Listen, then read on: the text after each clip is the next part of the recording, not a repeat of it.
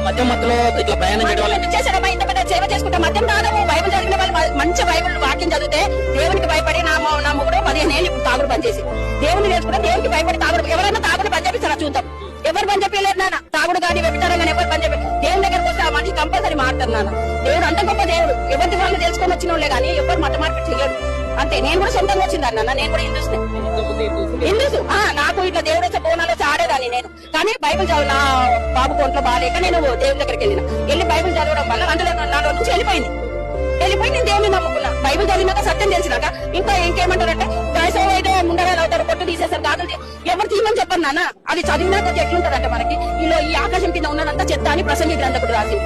గ్రంథకంతా రాసింది. చెప్పినా ఇదంతా చనిపోయిన ఏమైనా తీసుకుపోయినా మంచిగా తీసుకుపోయింది కదా.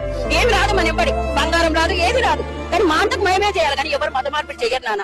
ఎవరు చేయరు. ఎవరు నువ్వు చెప్తే నువ్వు వచ్చేసావు, నేను చెప్తే నేను వస్తానా. ఎవరు రారు. అది బైబిల్ కరెక్ట్ గా చదివిన వాళ్ళు మాత్రం దేవుడు ఉన్నాడు, నిజమైన దేవుడు ఆయననే అని చెప్పి వెళ్తాను. అంతేగాని మత మార్పిడి కాదని ఇది ఒక మార్గం అంతే.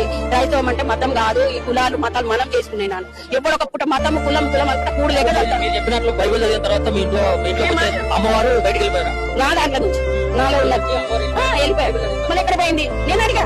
ఎక్కడ పోయినా ఇప్పుడు నేను బైబిల్ చదివినప్పుడు ఎక్కడ పోయినా అని అడిగిన. ఏ రోజు నేను సుఖపడలేనా ఆమె మీద ఉన్నప్పుడు. ఇప్పుడు నా భర్త మారేడు, నా పిల్లల్ని మార్చుకున్నా నేను.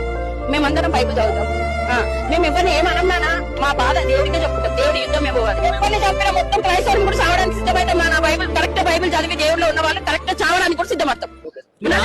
నేను ఓన్లీ విశ్వాసిని. నాతో ఎవరికి పని లేదు.